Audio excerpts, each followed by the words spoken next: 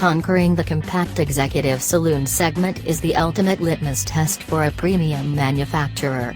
Not because it's the most prestigious or exclusive class, but simply because the level of competition is so fierce.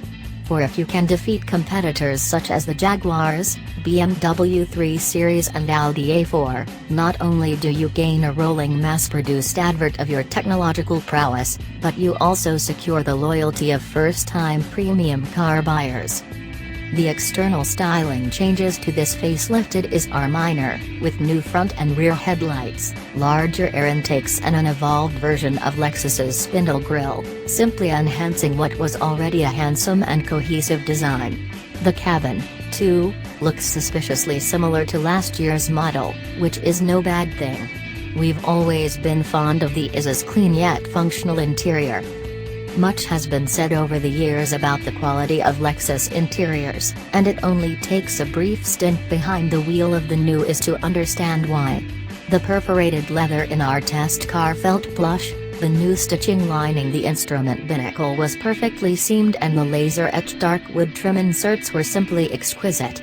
And yet, despite the impressive attention to detail, it's hard to ignore that the overall design of the cabin is starting to feel its age. The audio and ventilation control panel has been adjusted so that it now sits neatly between the knee bolsters, and it looks far more cohesive as a result. But the temperature control LCD panel that it houses looks a bit 1980s, and the new shortcut enter button for the revised HMI system comes across as nothing more than an afterthought.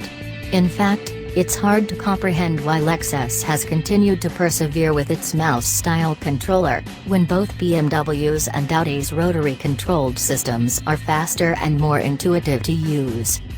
Lexus's decision to stick with its current technology continues to irk when it comes to the driving experience. Silent on battery power and whisper quiet with the combustion engine running at low revs, the IS300h still delivers one of the most refined low-speed experiences in the class. However, once you leave the city, and get on to fast and flowing country roads, the CVT gearbox still remains a limiting factor. Flex your right foot and you're met with a flare of revs, but little else. It seems that even in manual mode, which locks up to give you closer control of your speed, the box continues to slip, resulting in the sensation of being in the wrong gear when exiting tight corners. And despite having around 220 bhp of system horsepower, you never feel like you're getting the whole amount, even with your foot buried deep in the firewall.